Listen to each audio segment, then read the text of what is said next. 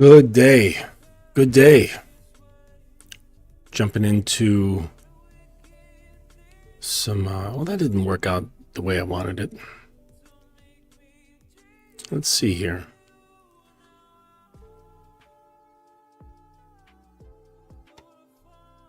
Yeah, I was trying to do this clip here. That didn't work out.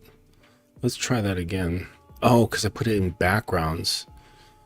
Ah. All right, well, let's...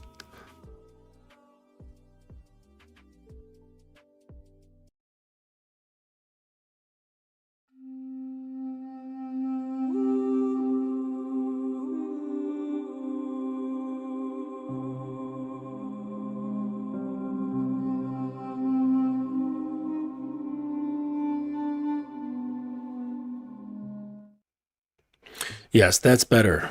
Much better. That's what I was going for. Let me just check my audios, make sure everything's in the right place before we begin. This is the Dominance Academy. I'm your host today, Mr. Justin.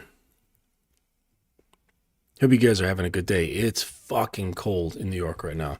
This morning when I was walking my dogs, it was 18 degrees. That's like, what? Like -5 Celsius? Just crazy. Fucking crazy. So, but yeah, I hope where you're at, it's warm. Let me just, okay. So yeah, decided to just pop in and do like a daytime thing. To kind of switch things up a little bit. I had some ideas and some free time, so I decided to share that with, anybody who's willing to stream here with me. But yeah, so we're talking about, like this getting and getting and keeping. And so I've said this before, like where you hear people talking the most is really where they're at. Like that's an indication of the level that they're at. Okay. And now when it comes to content creators, that may or may not be the case, because they could just be making content because they're like, all right, this is where a lot of people are, so I'm going to make content for that, even though I'm not in that position. And for me, I like just creating content like where I'm at. Like I don't want to talk about, shit where like other people are or whatever, because I work with men mostly who on some level relate to me. But anyways, in other environments, say like Clubhouse, where I do listen throughout the day while I'm working on other things, and I hear people talking about like, basically just getting the attention of women. And I'm like, man, that's like, guys are like really stuck there, like really stuck, just like getting the attention.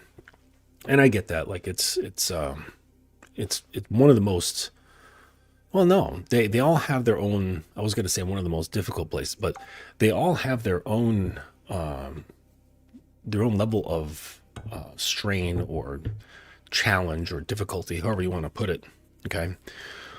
But there's always like some sort of effort or maintenance or something along those lines that you have to put in. Let me just change this. Yes, darling. But yeah, so you always have to put in some kind of energy, because that's what creation is all about. Like, and a lot of guys, they'll take that as a burden. And they're like, oh man, you got to do this when you want to get our attention. You got to do this when you're, you're just starting to see each other, or you're at the talking stage. You got to do this when you're in a relationship. You got to do this when you're in marriage.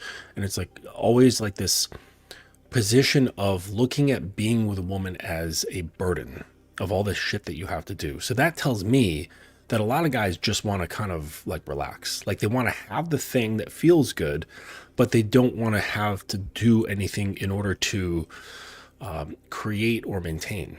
Okay. And so I don't see it in terms of burden. I look at it as a creative endeavor. This is my thing to create, including her. All right. And if she's not willing to be part of that creative process, meaning like she's not coachable, for example, she doesn't have an open mind, right? If she's like very rigid thinking and she puts up a lot of resistance to direction and coaching, then, she's stopping up my creative process. And, so there's no point in having someone around who's like that. You know what I mean? It's like, I studied sculpture a long time ago. And I was talking to my professor about stone, and because there's so many different types of stone that you can use, and the classic one is marble, but marble is fucking expensive, especially good marble that's it's been tested, so it's not gonna like crack and things like that. And I said, I'll just use like in the yard, because in the sculpture department we had this huge building that was like off campus, and had this huge like trash area where there was like different materials, things that people didn't use, and just kind of collected. And there was this big piece of granite, and I was like, "Oh, I'll use the granite. It's free." And he's like, "You sure about that?" And if you don't know, like granite is incredibly dense. It is not carving friendly at all. Like even if you have a jackhammer, it is just not friendly to carve. Not easy at all. And and my professor just kind of laughed at me. He's like, "All right, go ahead." and I worked at it for like, I don't know, maybe an hour, and got nowhere, or got very, very little progress. And so it's kind of like that. So if you choose something to work with, right? If you choose a material to work with, a woman to work with that is like granite rather than marble or soapstone. I mean, shit, soapstone, you could just not even use a hammer. You could just take the chisel and just carve with your hands, like the amount of force you can produce with your hand. Soapstone is really, really soft.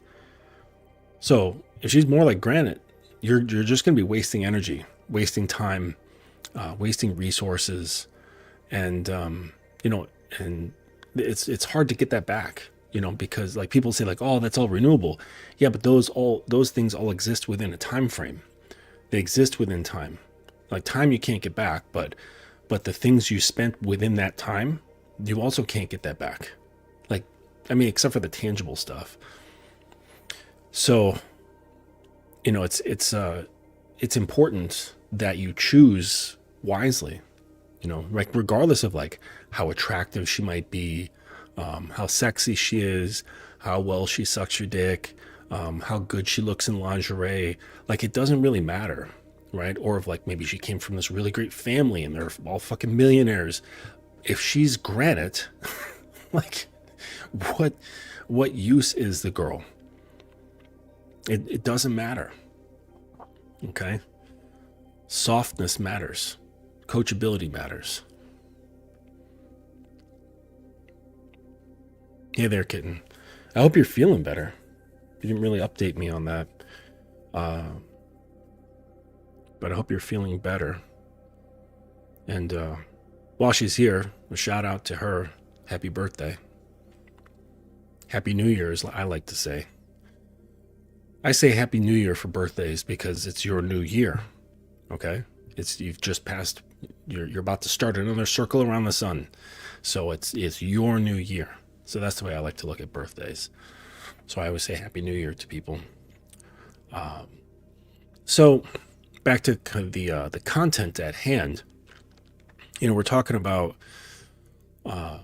keeping her, right? The qualities of keeping her, and it's something that you do have to put effort into. Okay, but like I said, I look at these things as a creative process. It's a creative endeavor.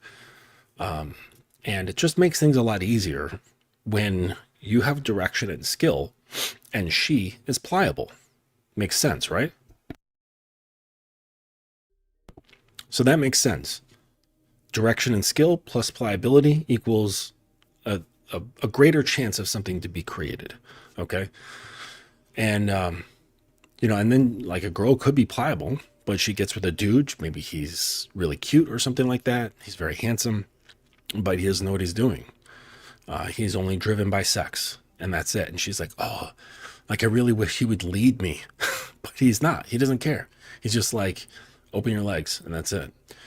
Or there could be somebody who has, like the guy could have great skill and understanding and a desire to create and lead, because leading, that's just another, it's just creativity. It's just creating something. That's all leadership is. I mean, in a very distilled sort of way.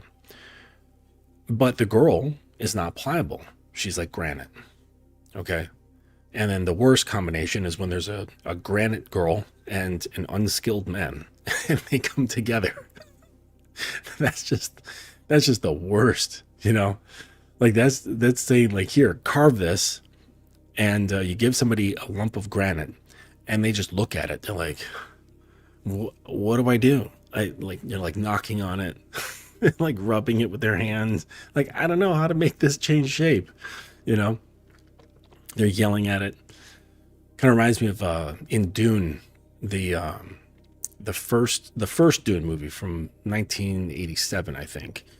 And Paul Atreides, he was with the elite warriors. So there's the Fremen, who were the warriors of Arrakis. And there was a smaller group of them that were the most skilled, and they were called the Fedaykin. And he's with the Fedaykin, and he was showing them his special technology, which was based around sounds, which, by the way, was not in the novel. That's something that was added to the films. And so they had this module around his neck, and it transformed sound and certain words into force that transmitted through like some sort of like hand blaster thing. And so there was this big, like this very, very hard stone, like monolith sort of thing. And he called over one of the Fedaykin, and he said, break this, So he's like, hit it. So he punches it. And he's like, kick it. He kicks it. Nothing happens. And he says, yell at it. And the guy's like, break. And everyone's laughing a little bit. And he's like, stand back. And he, says some word. It's like, ah. So I think he says like sha da or something like that. And when he says da, the sound comes out of the gun, bursts the thing into pieces, Of course, this is not what we need to do to women. We don't want to burst them to pieces, but we do want to change their shape, okay, into the shape that suits us best, all right? But that was just a thought that popped into my head about, having someone with no skill, no clue of how to manipulate the material, and a very hard material. That's a very, very bad combination. Especially when combined when the person who has no skill wants to do the changing. That's very, very tough. Tough combo to want to do something and not know how. Very tough combo. So,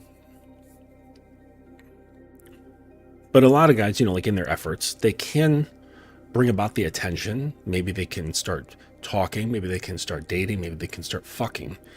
But the possibility of keeping the girl there is either just seen as too much effort, or it's seen as like a big mystery, or just like accepting defeat. Like, oh, she's just gonna find somebody else. The whole like red pill thing. She's not yours. It's just your turn. So you're just like accepting defeat, and you're like, yeah, whatever. Like I'm just biding my time until she hops to some other guy, till she branches to some other dude. And it's like, well, that to me just says like, you don't know what to do. So you're just accepting of like what happens on the average. And, I get that. Like, you can't blame somebody for not knowing something. So let's see here.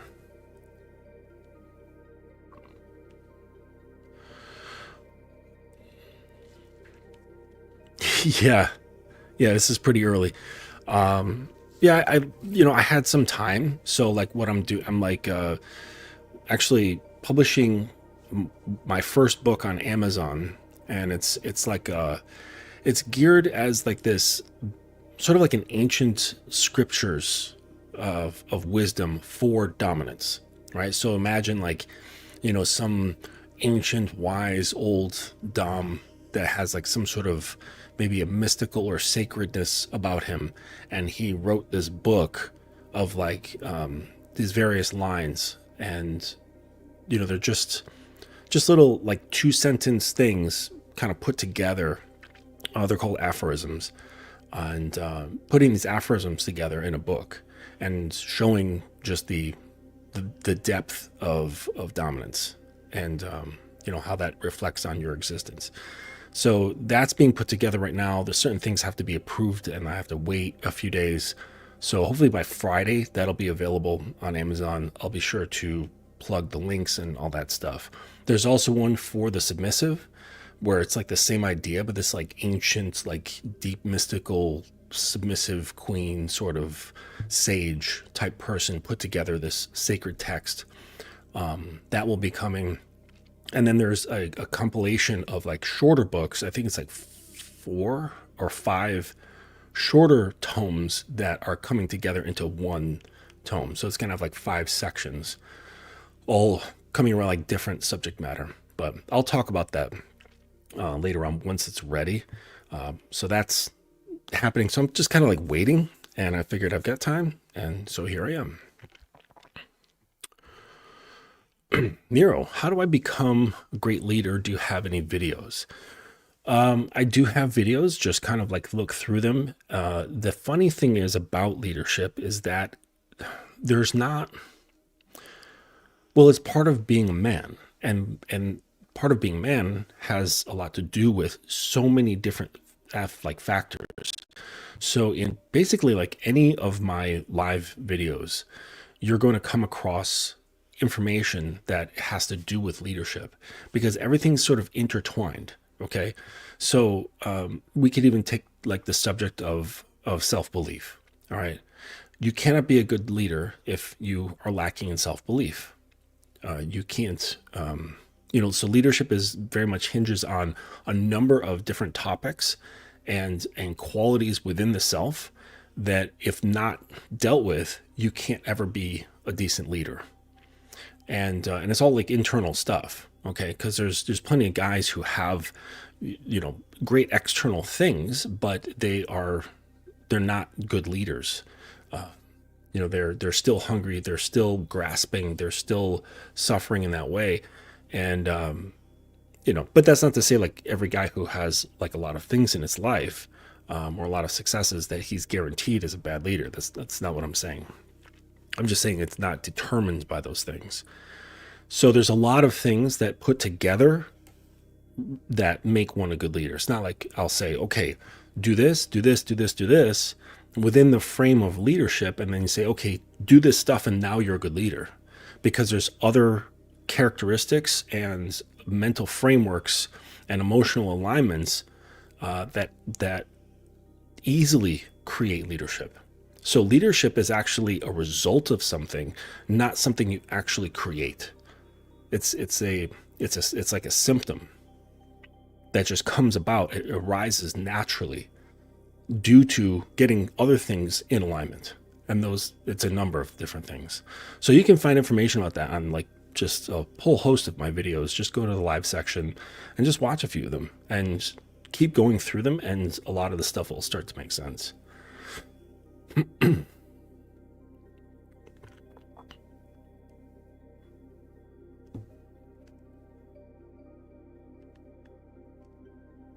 Crazy. There's like something like beeping or something outside.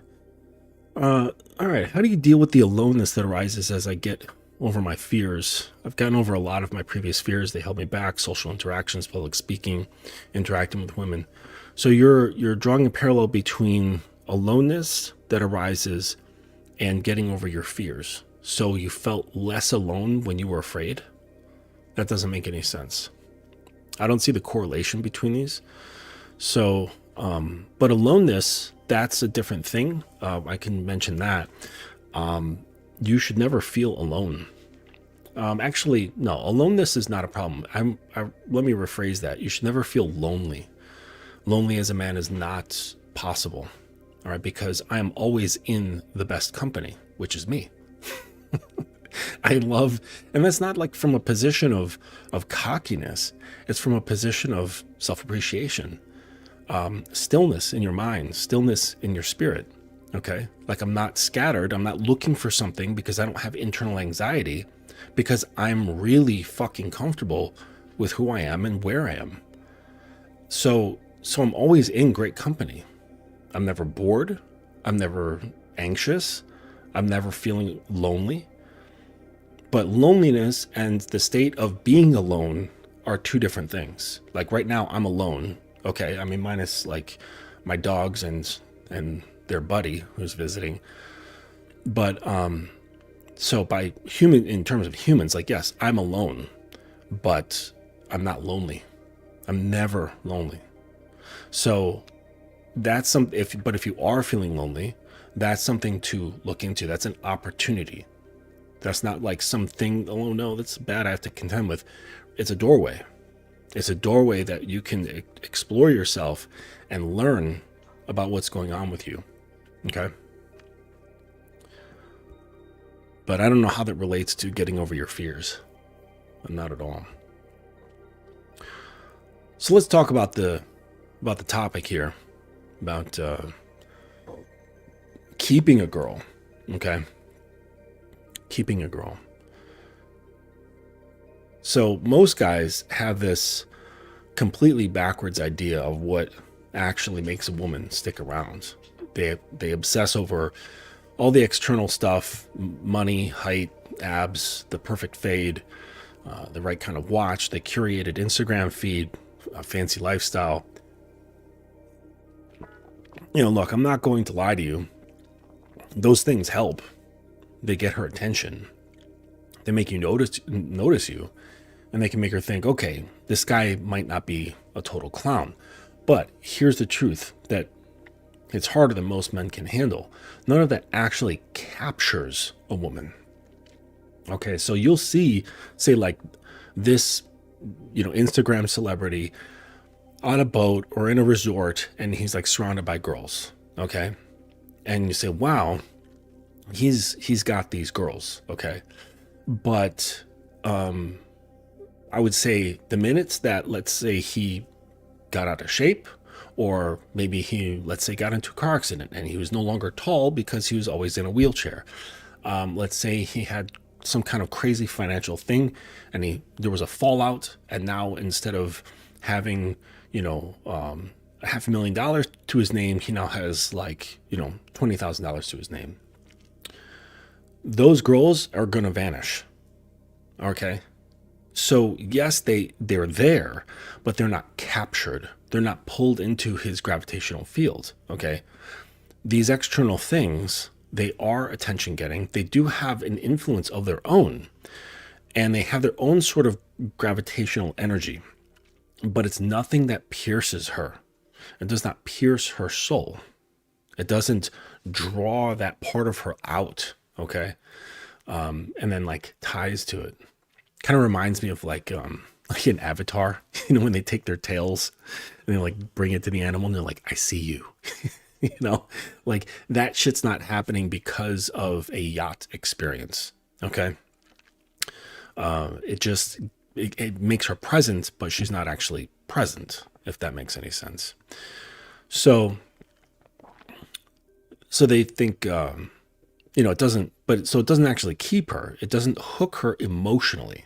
It doesn't create that quiet, stubborn desire that lingers long after the initial spark fades. Okay. So here's the thing. Like, I wonder, say like if one of those photos, if they're not hired models on whatever, if when she goes home, she's sitting there aching to be in that man's presence again. I mean, like emotionally aching. I don't think so. I could be wrong, but I don't think so. I think chances are higher that my assumption is correct. So that said, attraction is pretty easy, right? Because it's just getting certain metrics in line, certain characteristics in line, and then becomes, attraction. And so it's like branding, okay? But capturing is hard. Attraction is biological. It's impulsive. Capturing is psychological. Attraction is about what she sees. Capture is about what she feels when she's around you. And what she feels has almost nothing to do with the shiny toys in your life and everything to do with the intangible crap most men never bother to develop, because you can't buy it, you can't fake it, you can't photo shoot your way into it. All right? So it's really dependent upon your relationship to yourself, not copying behaviors, because eventually, if you're good at it, it'll pass, but eventually she'll be able to pick up on the smell. Her intuition's going to be like, this is all fake. He's not really the grounded guy that I thought he was. So so it really comes down to presence. All right, so let's talk about that, because this is where it really begins. And so presence isn't really confidence, right? It's not flexing your chest or lowering your voice or some kind of B-movie mafia character. Presence is simply the ability to shut up internally and actually be in the moment, not overthinking, not planning your next line, not checking your phone, not worrying whether she likes you or not. Just here and now, in the moment with her. And most guys have the attention span of a squirrel. So when a man actually shows up and stays mentally focused, women notice, they feel it. And presence makes her relax. Presence makes her trust. Presence tells her this guy isn't ruled by his insecurities or his impulses, which is basically the emotional equivalent of showing up with a gold medal in maturity. So presence is like the foundation, right? Of just being able to show up, be comfortable in your own body, comfortable in your head to the point where it's not like running on a high RPM, and being really relaxed about it. So you're not like trying to push, you're not trying to pull, you're not trying to do anything. You are, all right? So the presence is the bedrock, okay? So like another thing, like people talk about Riz, right? Charisma. And this is good. It's not absolutely essential to be charismatic, but we can't deny that it has its bonuses. And people act like charisma, though, is some magical fairy dust that are sprinkled on the chosen few sometime at birth or whatever. But it's not. It's just the ability to express yourself like a living human instead of a malfunctioning robot. It's warmth, it's expression, it's having a pulse behind your words. And you don't need charisma to be captivating, but when you have even a little bit of it, everything becomes easier. A guy with presence and a hint of charisma is like a quiet storm people can't fully explain. They just feel drawn in. Charisma isn't the star of the show. It's the lightning that makes the scene more interesting. So the next thing, and it's funny because like when I was, in a period of like heavy self-development, all right, I was looking into things like charisma because I was like, oh man, like what is this charisma? Like, people are just drawn to charismatic people. And I was like looking at like analysis of charismatic behavior and things like that. And I came to realize that you can't analyze your way into charisma and then copy charismatic behaviors and then think that that's going to make you charismatic. Charisma, at the root of it, begins with a lot of comfort with yourself. So you can't be charismatic if you've got a lot of insecurity, right? Because that's going to shift how you communicate with people. So the first part of having charisma is having a lot of acceptance for who and what you are, and not self-rejection, self-criticism, judgment, and all that stuff. And so when you're that comfortable, you're not going to be monitoring your behavior so much. You're not going to be monitoring your words so much, and you're going to be a lot more free. And the thing that I think one of the things about charismatic people that makes them so magnetic is their sense of freedom. Because a lot of people walk around in their own cages that they've made for themselves because they're afraid to kind of step out. They're afraid of being judged, criticized, trolled, or whatever. So they kind of restrict who they are. And then they see this person who's not restricting themselves at all. Excuse me. And not in the sense of, breaking laws or being over the top or being an asshole, but just this sense of that they're not restricted. They're not hindered by their own internal cage. And it's like, wow, look at that free person over there. Right. And it's like, I'd like to be like that, but the next best thing is to be next to it. And that's one of the things. All right. And I think girls, because they are supremely restricted inside themselves, it's cages upon cages upon cages, that when they see a man who's completely not in a cage and he's really comfortable about it, he's not trying to show off or whatever, that's magnetic to her. She's like, oh my gosh, like I wish I could be like that. I want to be next to that because it's like, it's hot, it's attractive, it's even comforting in a way, that the person is not carrying and behaving from those fears that I'm so familiar with. So the next part is somewhat linked to that, and that's emotional aptitude. And so the thing is that with emotional aptitude is really just the ability to understand your own emotions and be able to read and understand the emotions of other people. Okay. The interesting part is that there are guys who can seemingly develop emotional aptitude, but only for their own means, but they're actually not like emotionally mature. And these are people with dark triad traits. Okay. Narcissistic, manipulative, and things of that nature, because they can contrive these things in order to get people to open up, trust them so that they can manipulate them. So men with dark triad traits often look like they have it because they can mimic empathy and emotional responses the way a parrot mimics human speech, but it's hollow, it's performative. And over time, unless the guy's like really good, women can tell. Real emotional aptitude comes from actually a place of inner stillness, right? So like you can't have emotional aptitude if you're carrying anxiety. It's just not going to work. So it comes from a place of inner stillness, emotional stability, and honesty with yourself.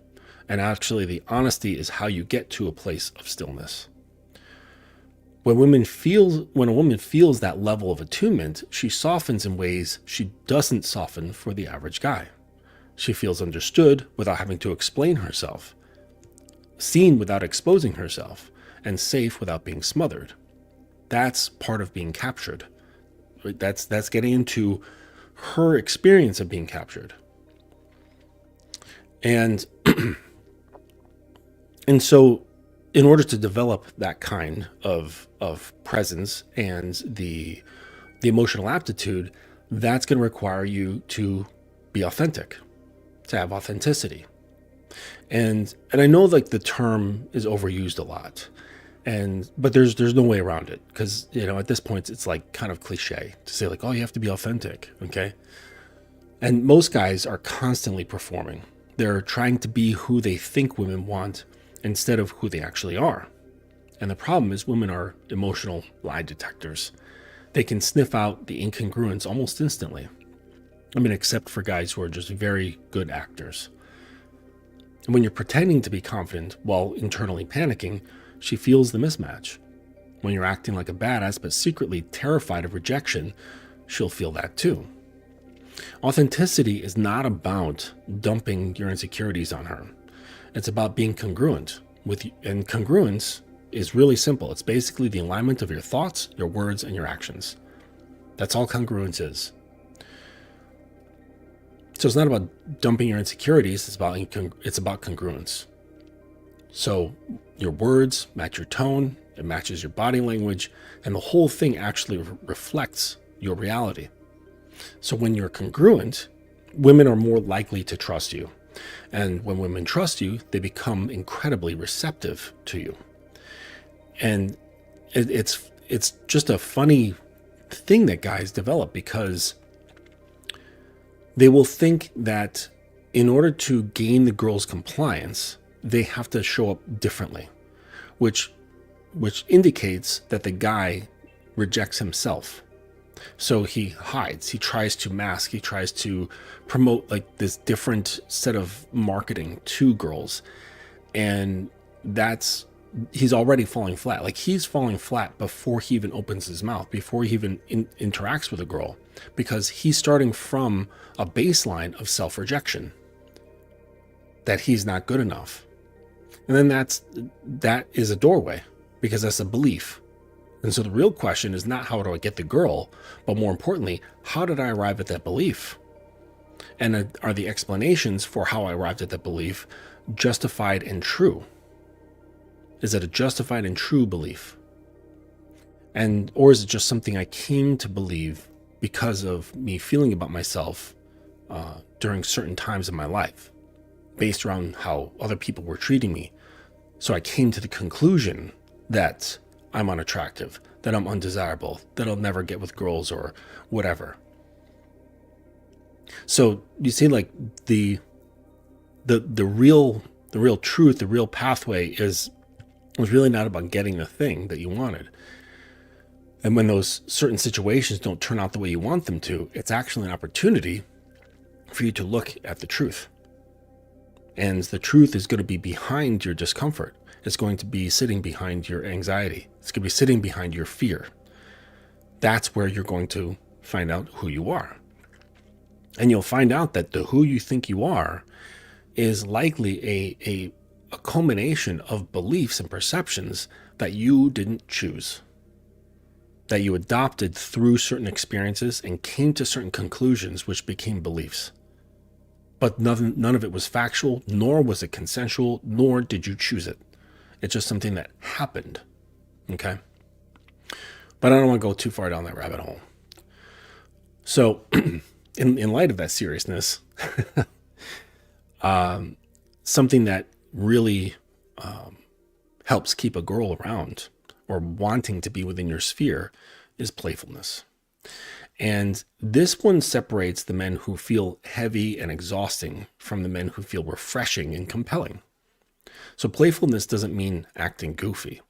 It doesn't mean crack jokes like some sort of comedian. Playfulness is simply the ability to not take yourself so damn seriously, not to take her so damn seriously, and not to take life so damn seriously. The ability to break tension, all right? And that is because life is full of tension. You've got tension. Events have tension. She's got tension.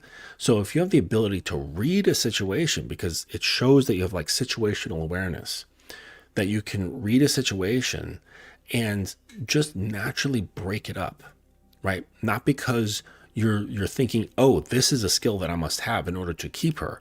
More so, this is something that I'm doing as a creative endeavor because this is what I want. I'm saying, I'm seeing this or feeling the tension, and my natural inclination is to disrupt it just a little bit, to put a smile on someone's face, to put a smile on my face. And that's showing that, like, I understand that this is a stage. I understand the transience of all of existence, and it doesn't get me down. And I have the ability to make jokes about it instead of getting so, bogged down. So it's the ability to break tension. It's the ability to be light without being weak. And it basically says, I can handle emotions. I can handle you. I can handle the moment. And I don't have to be like tough and rigid about how I handle it. I can also be light and easygoing. That confidence, because that's what it is, makes women relax. It makes them open up. It makes them feel like they can actually be themselves instead of some perfected version of femininity. I hope that makes sense. So, and then we get to the last part of capture. And this has to do with probably the deepest part of this lecture, and that's inner stillness.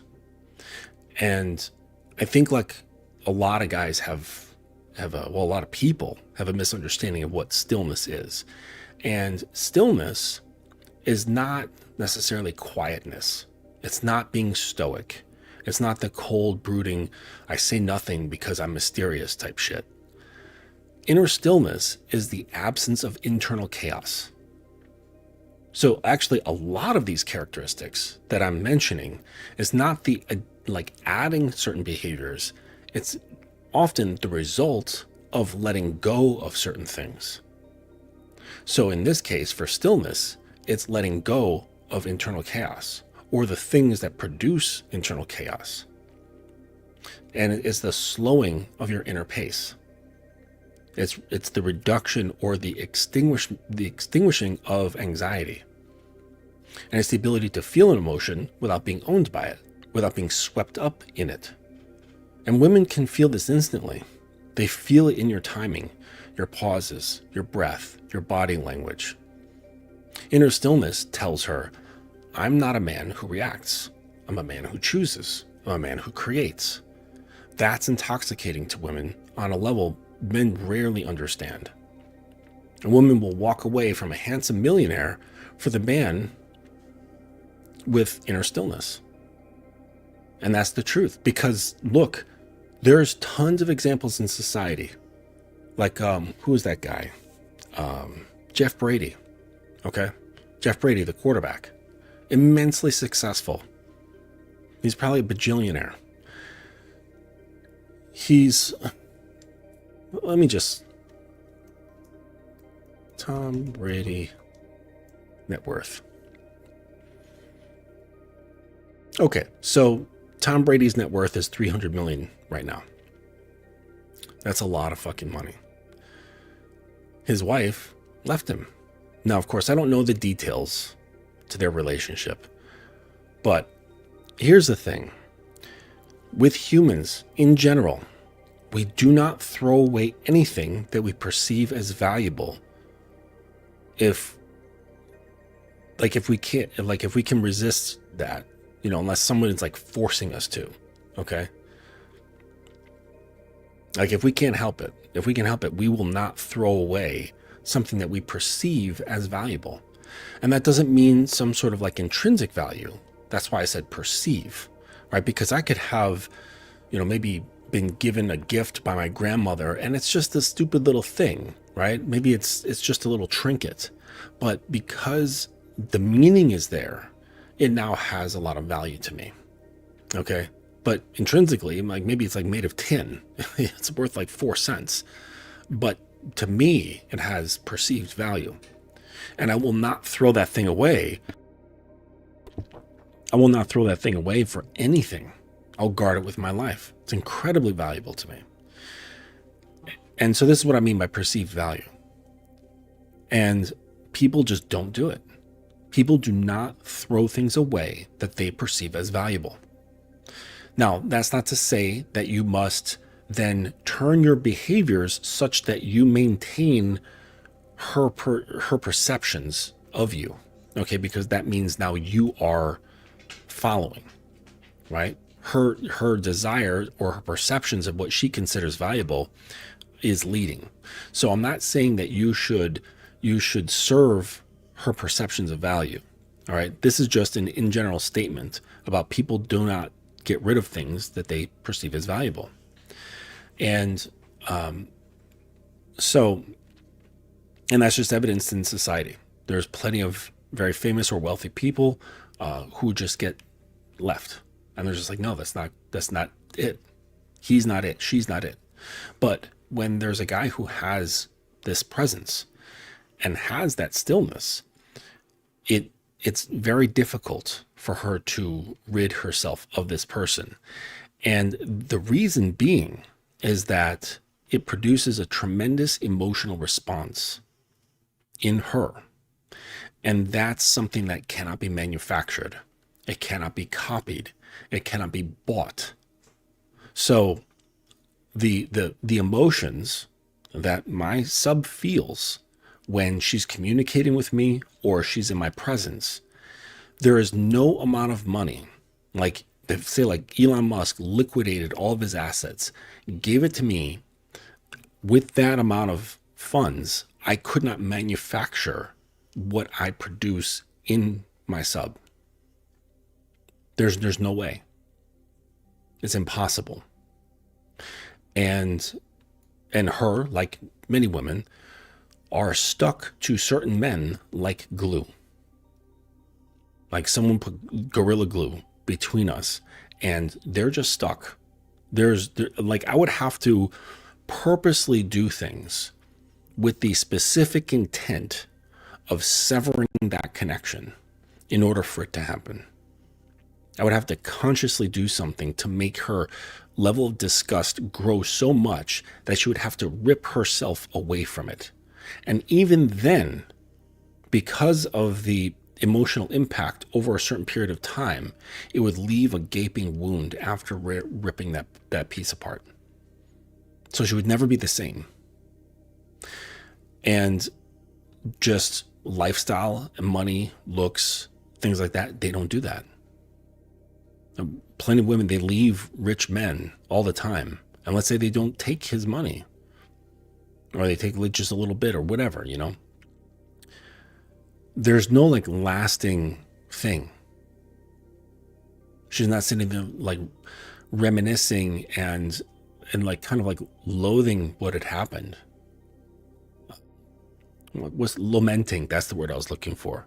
Not loathing. Lamenting what had happened. Just crestfallen, completely heartbroken because of, you know, the size of his bank account, you know, or his wardrobe, or where he lived, or what he looked like. No, it's always about emotions. So you put these things together, the presence, the charisma, the emotional aptitude, the authenticity, playfulness, and stillness, and you start to understand why some men can walk into a room without saying a word, and a woman feels something she can't explain. She doesn't feel it because he's tall or rich or wearing the right cologne. She feels it because his inner world is put together.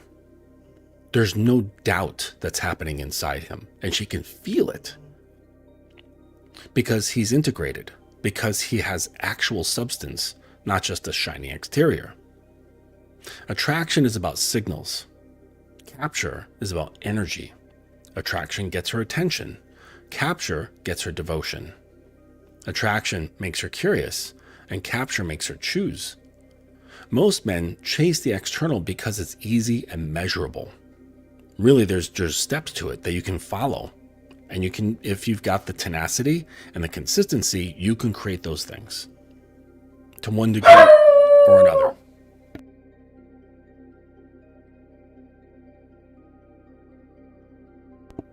My one dog, he just flips out like anybody walking by the place. He's like, goes nuts. So the men who cultivate the internal become unforgettable. Women who don't stay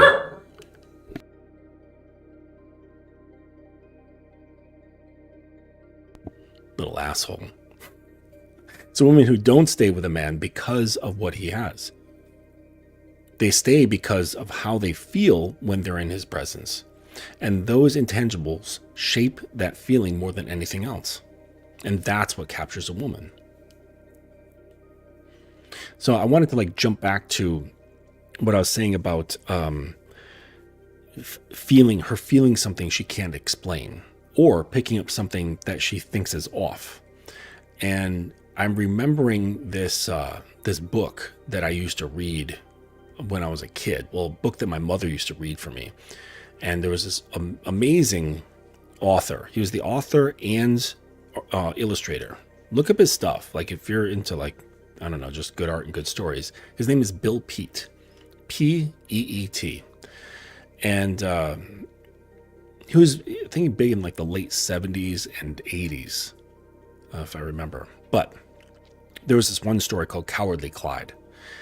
And it was about this Clydesdale horse, and he had a rider who was a knight. And the knight was way too cocky. He just believed he could take out anybody. He was ready to be a hero, always like going through villages and stuff with his chest puffed out, saying like, you know, bring on the ogres, bring on the giants, bring on the fire-breathing dragons, we'll kill them all, you know? And he was just super overly cocky. And the horse, who was a coward, he was like praying like, oh my God, I hope that we never come across anything like that, because I am not prepared. I know I'm a fucking coward. And so he would like, they'd be walking from town to town, going through them, and there was often like dogs on these farms and in these villages. And no matter how much the Clydesdale would present himself as like this strong steed, right? The dogs knew, and they were always barking at him and nipping at his heels and things like that, because they could smell it. Dogs can smell like fear, discomfort. Actually, they can pick up on all kinds of emotions very easily. But the fear, that's what sets them off. And they were just going at him. They could tell that he was full of shit. And then the story went on where there was an ogre. And of course, the knight was like, come on, Clyde, we're going to go kill that ogre. It's in the deep, dark woods. And they went in there and they saw the ogre was asleep in the trees. And the knight was like, well, I could kill him while he's sleeping, but that's not fair. That's not honorable. So the knight wakes him up. He wakes up the ogre. And the ogre's like, wakes up and he's like, oh my gosh, I'm going to eat these things. Little knight, little horse, a good snack after my nap. And then he goes after him. And then Clyde and the knight, they just start tearing through the woods back into the sunlight, into the fields. And of course, the knight was like, what are you doing? Like, stop being a coward. Like, get back there and fight, And the knight gets hit by a tree branch, but Clyde just keeps running. And he gets to the end of the forest and he realizes that he's alone. His knight is not there anymore. And he goes back in. He's like, fuck, I can't just like run away. I have to go get him. And he finds the ogre and the knight. And the ogre's just toying with him. Like, he could kill him instantly. But he's just playing with his food. And he's like, all right, I have to stop this somehow. So the horse sees the tail of the ogre and bites it like really hard. And the ogre like was shocked, but not because it hurt, but because he's never been bitten before. He's like, what the fuck is that? And he turns around and he sees this horse. And he's like, oh, you want to play? We're going to play. And so Clyde just starts running and back out of the forest. And the ogre is chasing after him, just gaining on him. And right at the edge of the forest, by the open field, he gets Clyde by the tail. And his fight or flight kicked in. And this time he was fighting instead of flighting. And he starts pulling and pulling and pulling. And he just starts pulling the ogre out into the sunlight. Once it fully hit the sunlight, he blew up in a big, as Pete would call, a big kerfuffle. And he was gone. All right. And then the knight came out and he was like, all super prideful. And even though he knew that he didn't do anything, but he took all the credit because he was full of ego. And he said, we killed the brute. We smited him to nothingness. He'll never come back again. And, but then the real thing is that Clyde was now changed and he's walking through the farms and the dogs are like kind of backing off because they can sense that what's changed in him is real. And they're like, oh, okay. Like, this guy's not a bitch anymore. He's the real deal. Like, he's faced himself to the point where he's super comfortable and we can tell that he's brave. He has some groundedness in him that we can't really fuck with anymore. And so the manufactured stuff doesn't work. What's brought about, through situations, through challenging yourself, that's what changes you. That's what makes you the real deal. That's what allows you to show up authentically. And what's funny is that the behaviors, the way they look, they're relatively the same. Clyde was behaving the same by perception, but what's happening inside was completely different. And those dogs, those women, they could feel something different and say, wow, okay, there's something different about him. I can sense that he's comfortable. He's not nervous. He's not afraid. He is not carrying anxiety. He kind of doesn't care about whether I find him this way or that way, or think he's like this or think he's like that. Like, at that point when Clyde came back from that adventure, he wasn't even really paying attention to, oh, do the dogs think I'm cool now? they weren't even really in his awareness. He was just kind of enjoying his walk after, confronting and slaying an ogre. He didn't care about the dogs.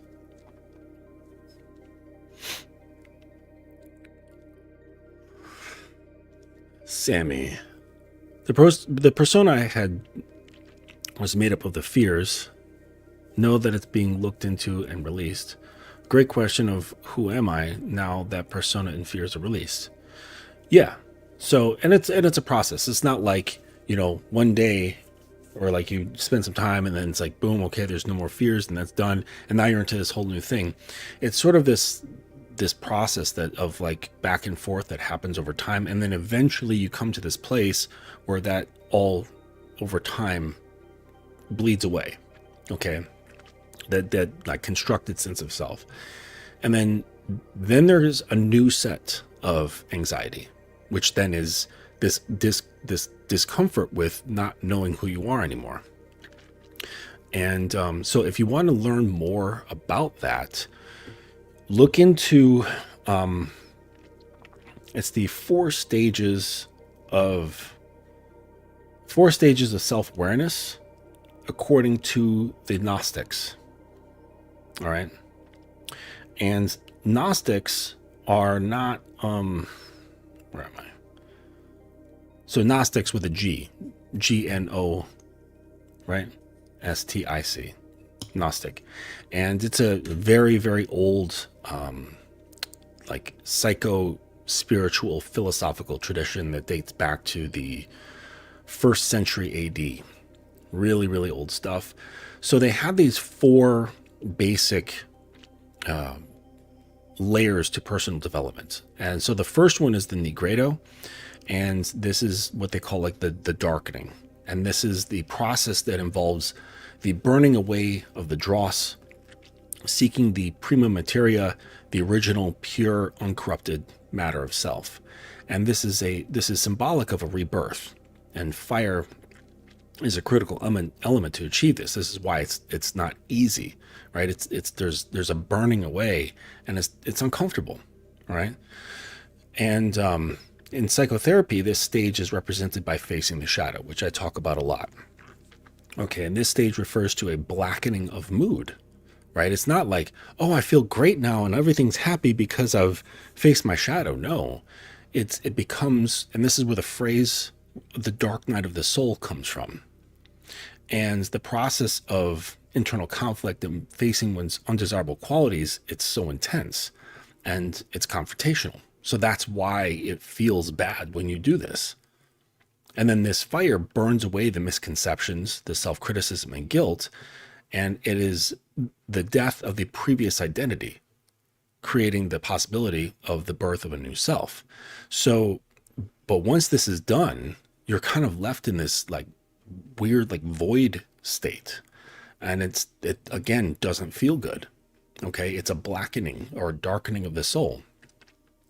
So the next stage after that is the albedo. And this is the whitening or the emergence of soul life. Okay. When light comes into play. And during this phase, there is a withdrawal from the world and intense reflection on the direction and purpose of one's individual life. And the soul rises from the psyche and its essence is extracted. At the end of this stage, there is a heightened spiritual awareness and purpose. And, you don't have to go the way of like spirituality if you're not like that. This is purely like a psychological process. Putting in parts in here about like spirituality or the soul, that just becomes like some sort of like a symbol that you can latch onto to kind of help bring some grounded semblance to what the fuck is happening. Okay. But it's not necessary. So that's the rising up. The Citrinitas is the third stage, and this is the yellowing or the rising of the sun. And the rising sun is a symbol of a mystical experience and contains aspects of revelation. And it can be in many forms, but it's experienced as a vision, a big dream, or intuition of our truth. And this is, it's like a coming to clarity. And that's when like the lights really turn on. It's the yellowing, the rising of the sun, when you can see now because there's so much light. Okay. And then the fourth level is the rubedo, and that's the reddening. And the spirit that was freed in the previous stage needs to be united with the psyche again. And the spirit that has been awakened now needs to be expressed appropriately and more authentically in the life and work of the individual. And this is the stage of adjustment and realignment with authentic goals and personal purpose. So if you want, you can look up, there's this channel called, what's it called? This Jungian Life. And or you can just do a search for the 4 stages of psychological alchemy. And it's I'm not a Gnostic, okay, because if you look at Gnosticism, it can get really trippy and really like way the fuck out there in terms of their belief and understanding of like different layers of reality and certain like entities controlling this thing and controlling that thing, and we're in this particular stage, and it just gets like too meta for me. I'm in it just for the psychological aspects of it. And this is the same thing that Jung did. Like, when he was looking at psychology, he looked at Gnosticism and was like, oh, that stuff really makes sense with what I'm doing. So he like incorporated what was useful and just didn't really pay attention to what was not useful to his purposes. So kind of like Bruce Lee in that way. And so you don't need to go a deep dive into Gnosticism, because it gets weird just like any other belief system. But this part of it, these like 4 stages, I think it's very helpful for at least using those stages as sort of like a working map of what you're going through. When you start questioning and piecing apart your, like peeling apart your sense of self that you had, and then the processes of kind of putting things back together. Okay. But, it's really important to kind of like look at your beliefs.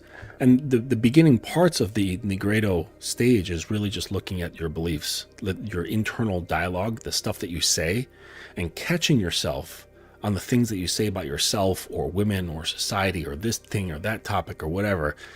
And you have to like kind of stop yourself and say like, well, is that belief a justified true belief? Or is it something that I adopted from my religion, from my family, from fucking YouTube, from Red Pill, from this, from that? Or is it something that I experienced myself and came to a reasonable conclusion about it? And that's really the challenge. And it can be something about yourself. It could be something about women. It could be something about society, whatever. But it's really important to kind of catch yourself with your narratives and say, is this a justified true belief? And if it's not, then the next question is, well, why am I holding on to it then?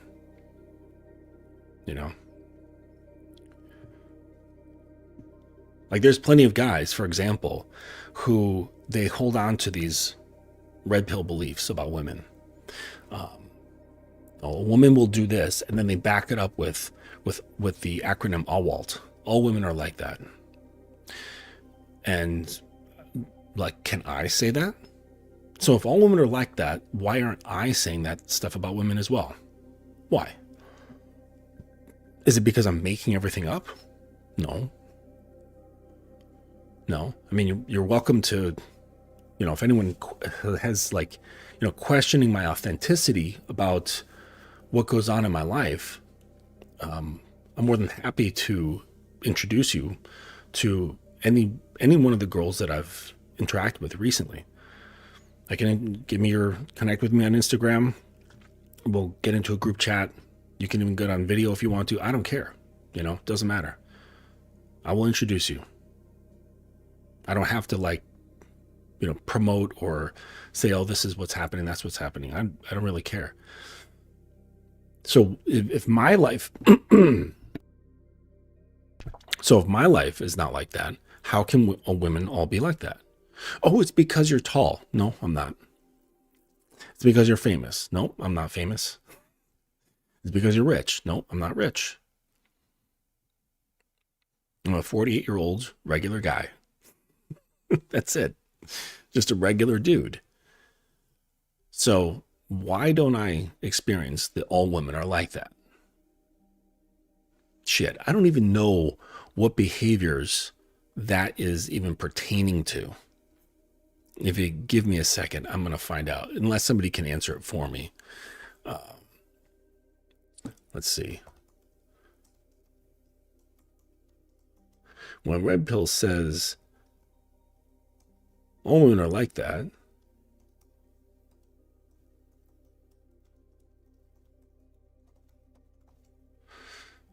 what behaviors are they talking about? Let's see. Oh, so this is, hypergamous filtering. They think every woman scans for the best man she can secure, status, strength, competence, desirability, and that is instincts, and that instinct never turns off. Okay. Well, like, who cares? You know? What? So do red pill guys expect girls to get with what they perceive as less than desirable? So they should go with like some short, disease-ridden, out of shape, just incredibly poor guy with terrible genetics and a terrible family. That's who she should go for. Who's got like a peanut-sized dick and has, dead sperm in his testicles. No, she shouldn't go for the best that she possibly can to ensure the safety and the progression of her genetic lineage. She should go for the lowest of the low, right? She should not go for that. She should ignore what could possibly be the best for her genetics and just go for something terrible instead. Or suboptimal. It's like, hey, like every organism goes for the most optimal thing, especially when it just comes to genetic lineage, right? That makes sense. Okay, my guys will say, well, no, it's not about that. It's about like his lifestyle and stuff. And it's like, well, then that's not hypergamy, right? Because hypergamy isn't that driven by instincts, right? Procreation instincts. Let's see what else is here.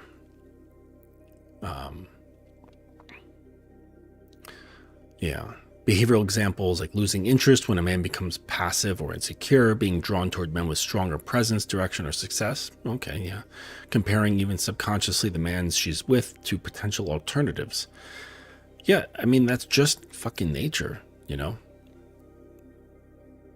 Like birds do it, sea lions do it. Like it's, I don't know. I think it just, the problem is that humans think too much. Emotional logic over rational logic. Not irrational, just emotion first.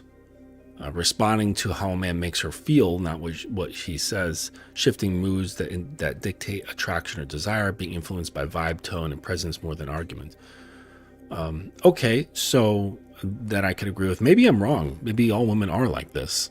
Because I have no problem with hypergamy. That's natural. That's just nature.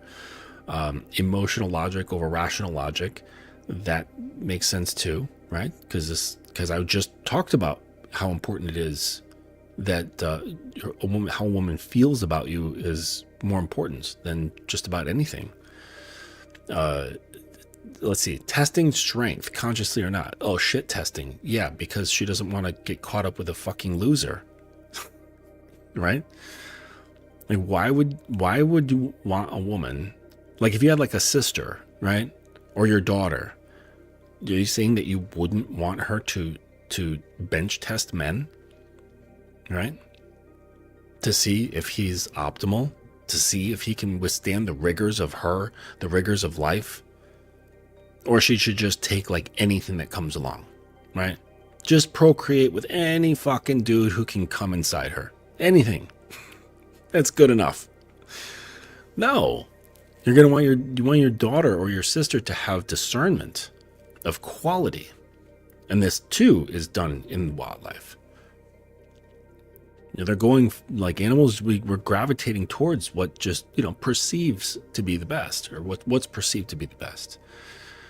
Selective softness. Women tend to be sweet to men they actually respect and indifferent or cold to those that they don't. So melting for one man while dismissing another. Okay. Submissiveness emerging naturally when she feels safe and claimed, and being nurturing only with men she feels polarized towards. Okay, yeah, that sounds true as well. Okay, so maybe I'm wrong about this, All Waltz, but I feel like red pill guys are making like other claims.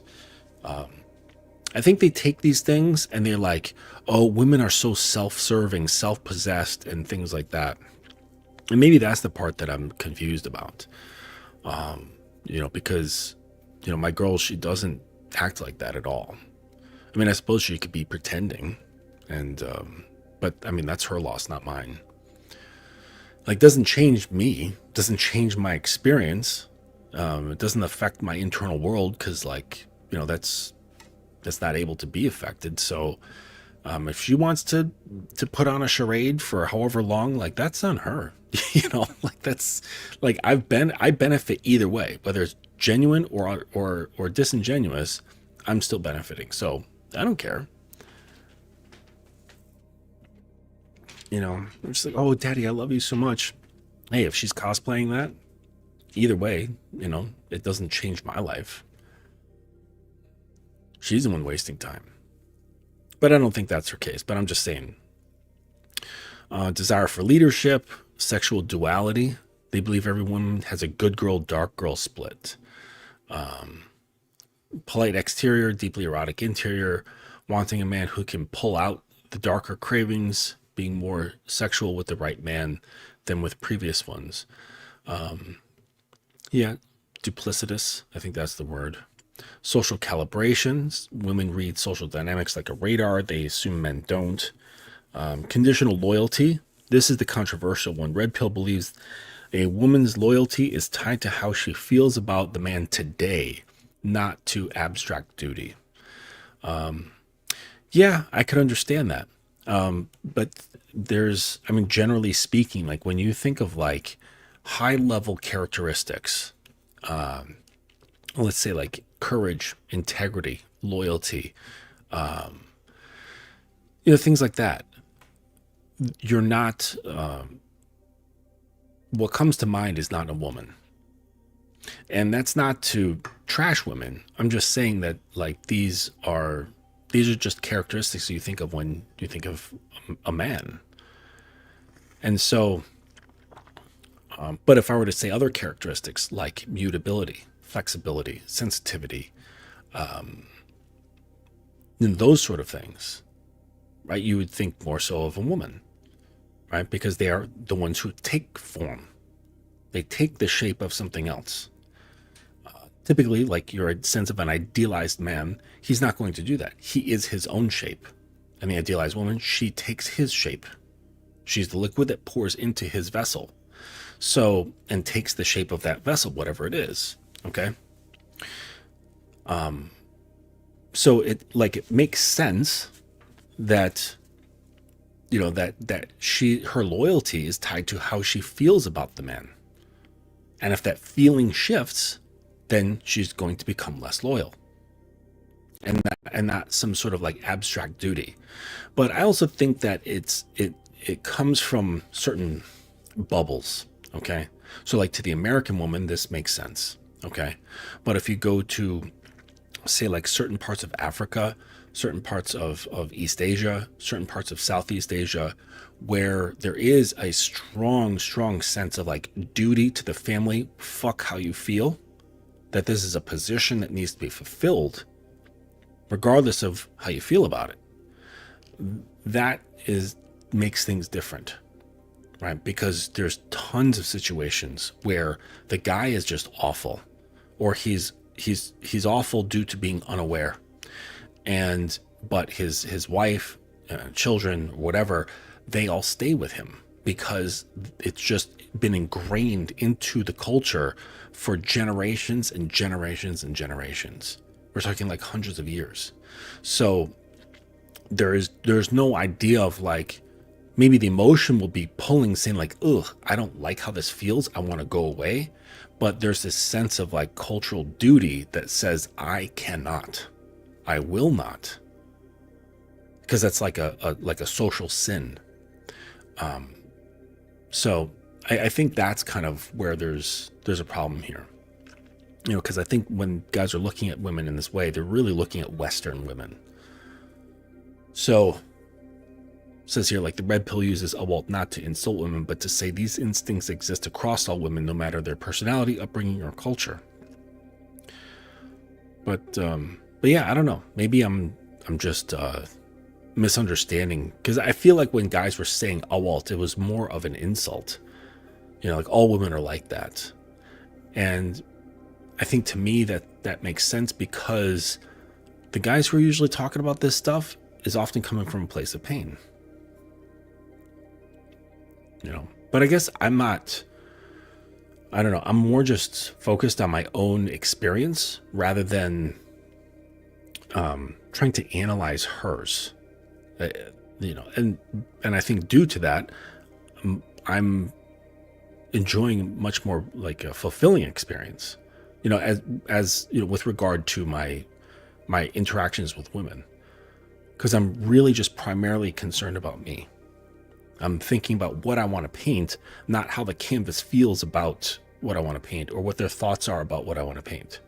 And the more like calmly convicted I am in my creative process, the more accepting and relaxed the canvas is to what I want to do. And the more, if I were to shift into putting more attention, awareness, and wonder and energy to wondering how the canvas is and trying to figure that out, and then appealing to that, makes the canvas not want to be painted on. It's a weird thing. And you think like, well, geez, it's happening to the canvas. Shouldn't we take that into consideration? It makes sense that that's the most reasonable course of action. Ask the canvas first, then paint. But it's like, the canvas is like, yeah, but like, I get your intention. Thank you. But I didn't want you to have to ask. I just wanted you to do it and hope that we're in alignment. Not you trying to become in alignment by asking me, by figuring me out. I just want you to do your thing with like complete conviction. And if we're all in alignment, then like, great. I'm just hoping that we're in alignment. I just want you to show up authentically and just sketch and then paint whatever the fuck you want to do. And even having to explain that ruins it.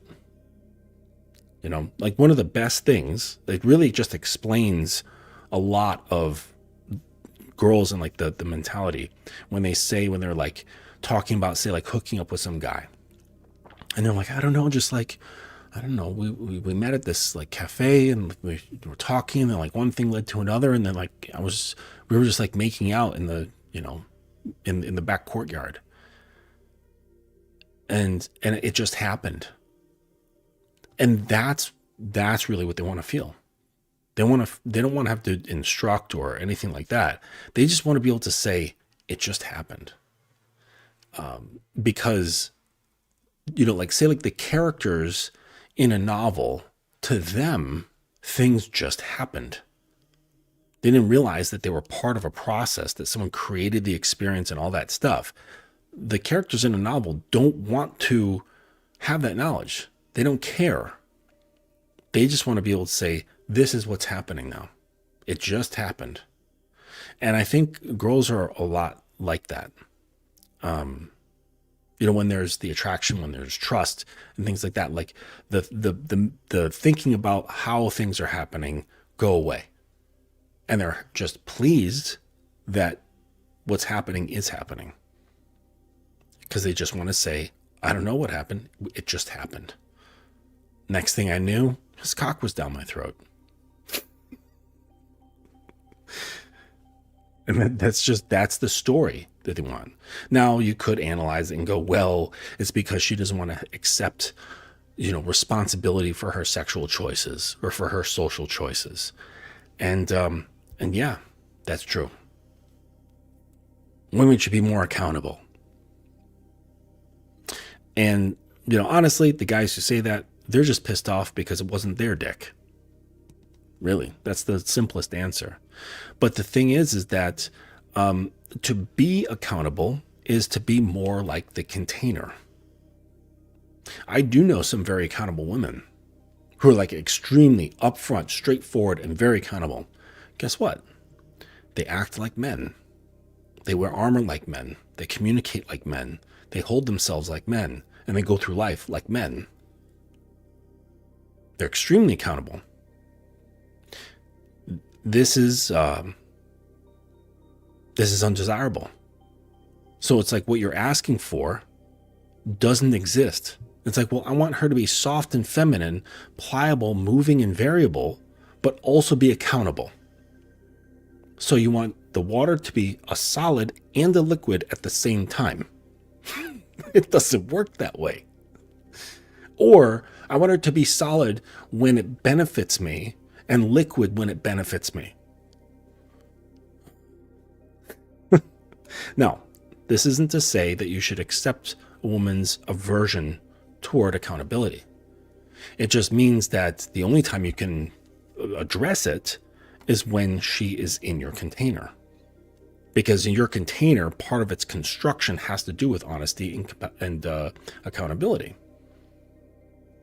Taking ownership of yourself. So you create the standard for that container. So it's like whatever comes into it now must abide because it's partially constructed of that. So now she must abide. If she can't, well, she gets poured out. It's as simple as that. Or she will just feel that she has to leave because it's just going to be uncomfortable. Just simply by your example, not by like grilling her or doing this, say or do that, nothing like that. Because your presence alone is going to be in such stark contrast. Your honesty and your integrity in your presence is just going to be such stark contrast. And she's going to have fear of showing up in the same way. So she might leave. Or you're going to have to pour her out. That's it. And that's okay, right? Because we can't expect everyone to be on the same wavelength, can we? That's silly. But for the girl who is wanting to be on your wavelength, who shows that it's not that much of an effort, right? Shifting to your program is not that great of an effort, meaning that where she's at was already close to where you're at. And it makes it easier if where you're at is more defined. It's understood. Your mountain is not out of focus. It's clear. And this won't guarantee, but it increases the probability of her being able to show up more clearly herself. And this is when you can hold a girl accountable, where you can call her out, because that mountain being in focus, part of that focus or being in focus has to do with you having no fear of ever losing her, no fear of dismissing her. And this is what allows you to gently hold her feet to the fire. And because you're so calm, you don't need to like grab her by the fucking hair and sit her down and grill her like she's being, interrogated by the police. You can play like that and make that a thing, because let's face it, a woman feeling a man's potential aggression, or not even potential, but feeling his aggression, period, that's extremely arousing. That would be fun. Set up like a table. You can maybe like set up a thing where like you, because those cop tables, what do they have? They've got like this like metal like bracket, and then the handcuffs are attached to that. course, you don't want to, you could make a bracket into your table, but that would be kind of ruining the table. But you could just put a strap around it and then put like a carabiner through that strap, kind of like simulating that, and then put cuffs on her and link the cuffs to the carabiner. You sit her down, get yourself like one of those big fucking powerful flashlights. You know, the kind that's like shaped like a box, and you press the button with your thumb. It's like this big. And set it up on like a shelf or something like that that's nearby, where it's just shining in her face, you know, and then you just start grilling her. Right? Think, like, plan the dialogue, like what you would be grilling her about, accusing her of this and making her admit to this or that or whatever. And that would be one fun way to go about it. Going to sleep, kitten? Yes, okay. Hang on one second.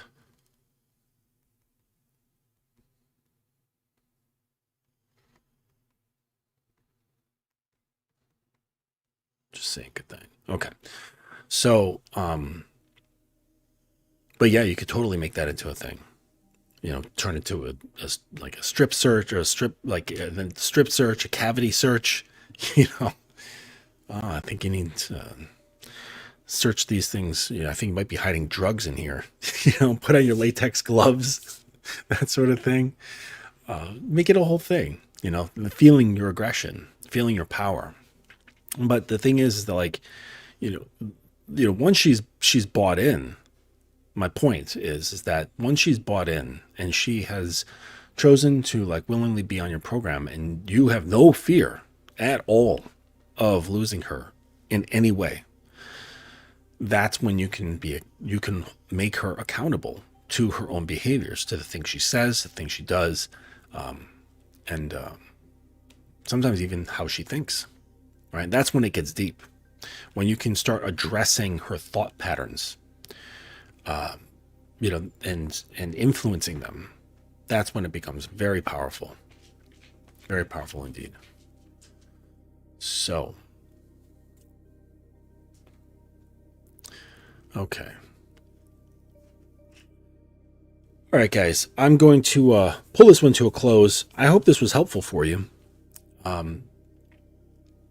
Yeah, to just know that keeping a woman should not, first of all, it should not feel like a burden. If it feels like a burden, I think you need to reevaluate, because, you know, or do just a shift, a perception shift, and see it as a creative process. You're creating the thing that you want to be in. Okay. So understand that. Okay.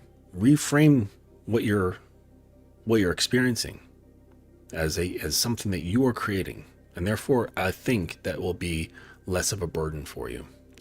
That's what I think. So yeah, and kind of go through this if you need to. Again, take some notes. But really, what captures the woman is everything that's internal about you, what's defined, what you know, and what you're very relaxed about.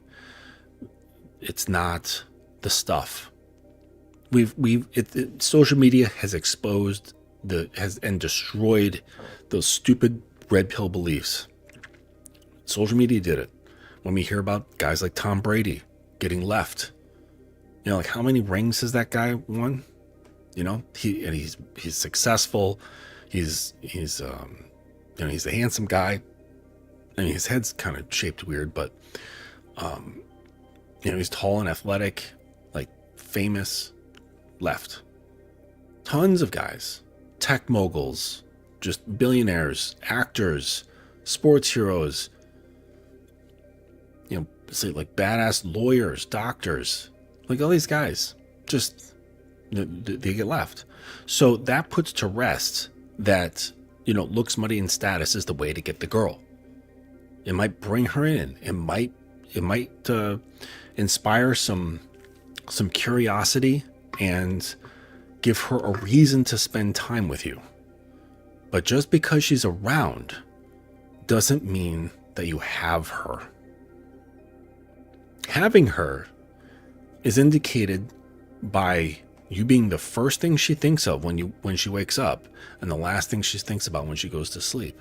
And then all throughout the day, she can't stop thinking about you.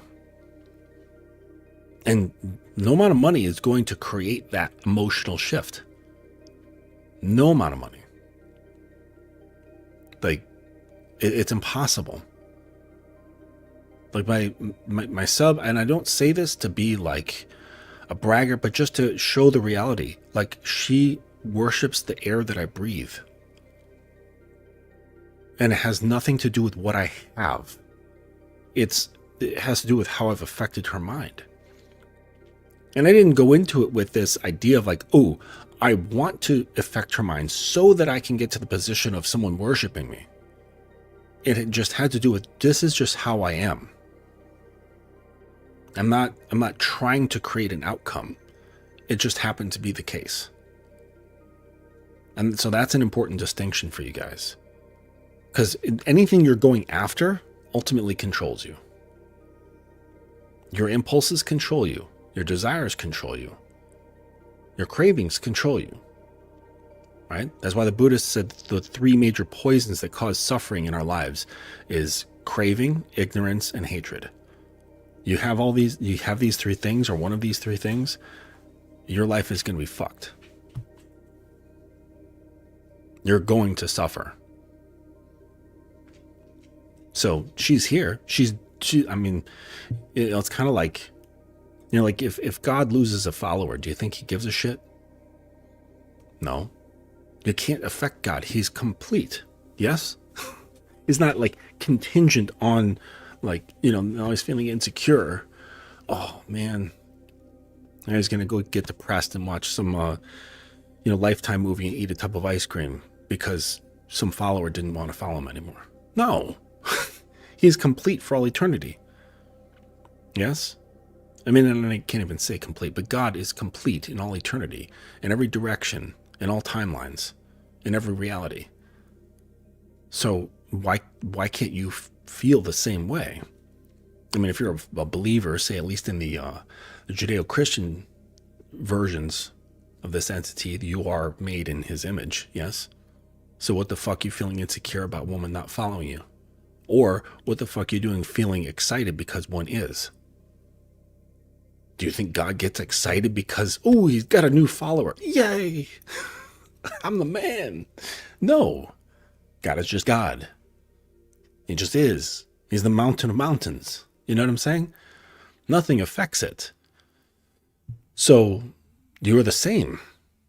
I mean, if you were made in that God's image, yes, you should be the same groundedness, the same mountain presence. So, I say that just like, she's an amazing girl. She really is. She's very devoted. She studies. She wants to be the best. And it has everything to do with how she feels in my presence.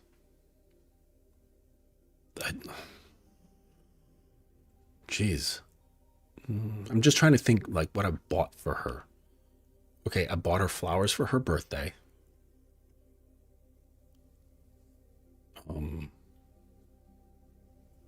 That's it. Trying to think. No, that's it. I bought her flowers for her birthday. That's the only thing I've ever bought her. I mean, I bought things to use on her, but that's for me. I bought things with her in mind, but those were for me. So it's like nothing that I'm doing really.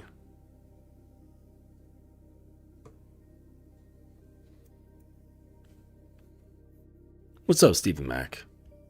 Welcome.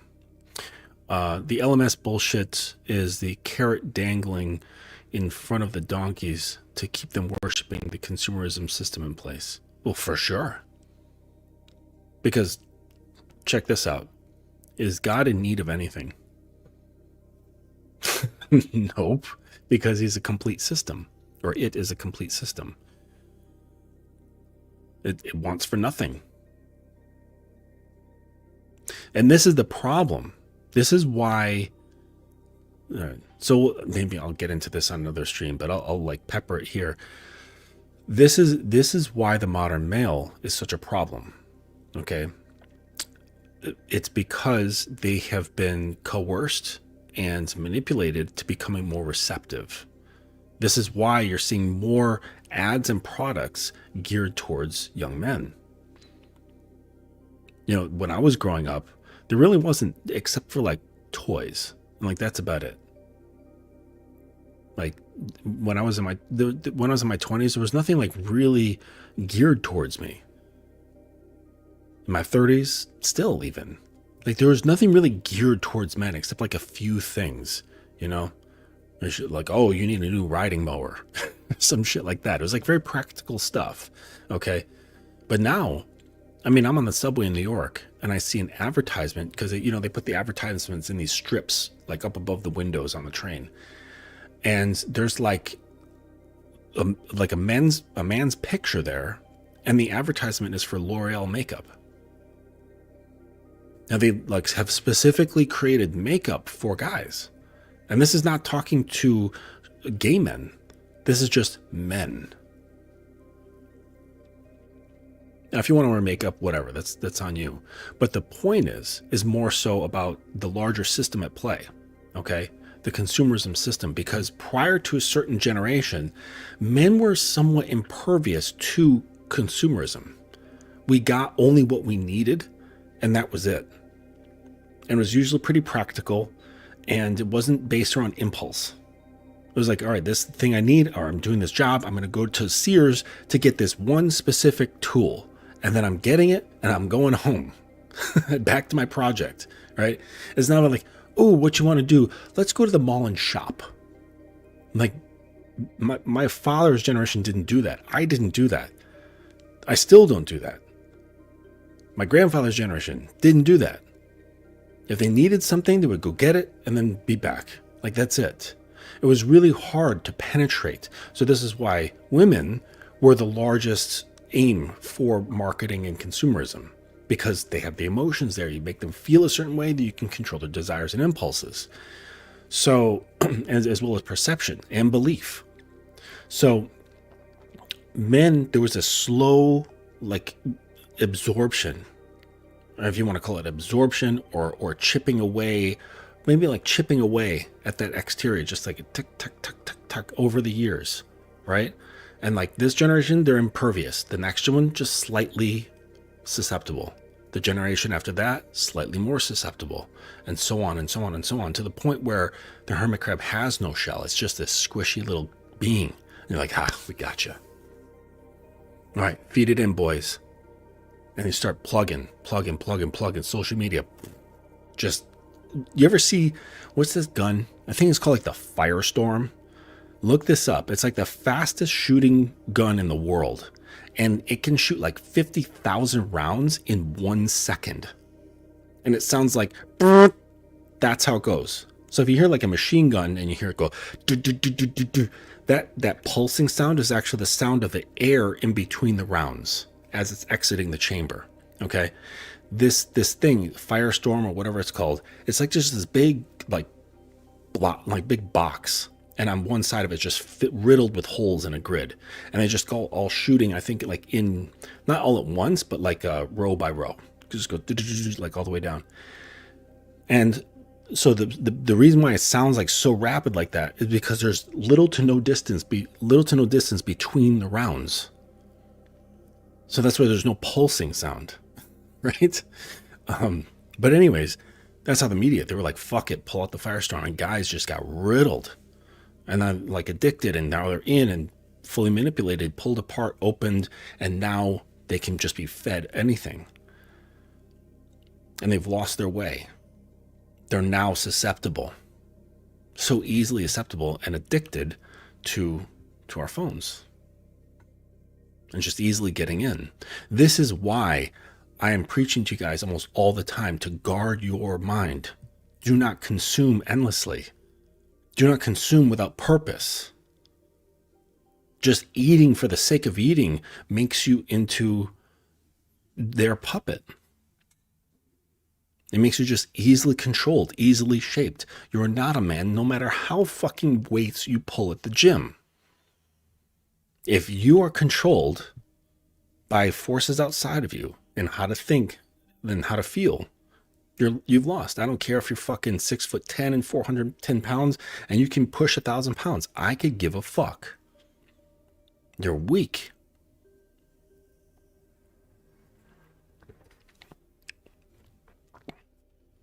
This is the beginnings of sovereignty. And that's the name of the book, the Codex. It's the Codex of Dominant Sovereignty. So, but yeah, it's and the red pill guys, they just kind of bought right into it. They bought into the consumerism stuff, and it was really weird because they're like, listen, if you want to be on top, the ones who are on top are the looks, money, status guys. So if you want to be on top, then you got to have that. But if you do, she's going to take you for it. She's going to take all your shit, or she's only there because you have that shit. And it's like, well, make up your fucking mind. Which one do you want? Like, if you don't want her to be there because of your shit, then don't amass the shit. Or keep it to yourself. Shut up, live on an island, live peacefully. Don't live a showy life.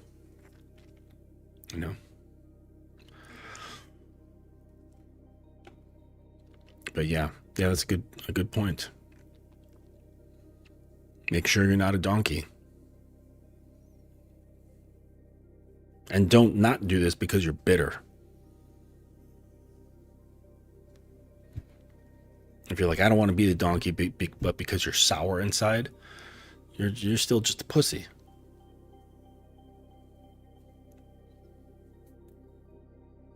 Okay.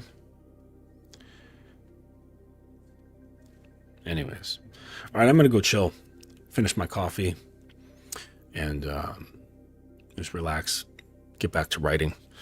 The mind is the most valuable real estate on a human. Yep, he who controls it controls the shell outside of it. Ads convince me I'll get this watch, Bugatti, and the girls will want you. Yeah. And my question is, why do you want girls to want you? Because you don't want yourself.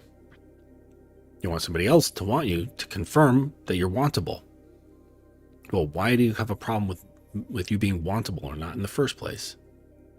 That's the key. And no success will fill that void. Trust me, I've got clients who are like that. They have made a fucking fantastic life. Still inside, there's doubt, there's self-rejection, self-hatred.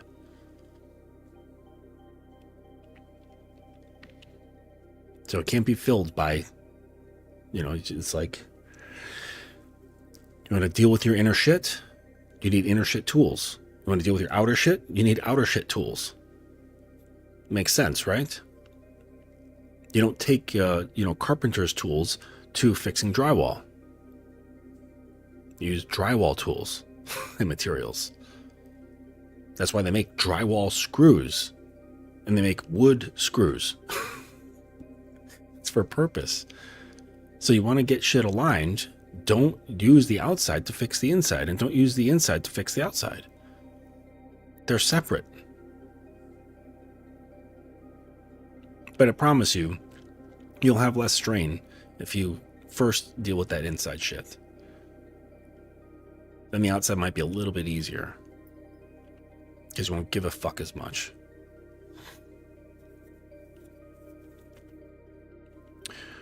Okay, thank you guys for joining me on this oddly timed stream.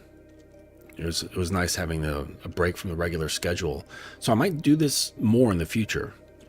And please note to go to the website, thedominance.academy.com. Go to the tutorials section, and everything, I think, except for the call packages, maybe even those have been reduced. But you know what? I'll do that today if it's not been. Everything is on discount until Christmas, till December 25th. And so get in there, get the audio tutorials, look into getting coaching. If you're thinking about it, get in touch with me. You can drop a line through the website, there's a way to contact me through the website, or you can catch me on Instagram, thedominance.academy. And keep a lookout for the book on Amazon. I'll be sure to plug that all the while. And what else? Is there something else that I wanted to announce? I can't remember. Yeah, whatever. All right, well, thank you for joining me. Oh, yes, in 2026. So, if I get upwards into, better numbers on the live, what I'm going to do is open up to joining me on the stream, to ask questions, to chit chat, whatever you want to do. And it's not going to be like your camera's not necessary. So if you even want to like get some coaching on air, if you're open for that, you can come up. Or if you just want to ask questions, you can do that. So in 2026, I'll be starting that and sharing the link. And it's not going to be like a panel. It'll be just one at a time, just like a call, right? It's just call without having to call. Okay, that is it. I appreciate you guys for joining me, and we'll see you on the next one.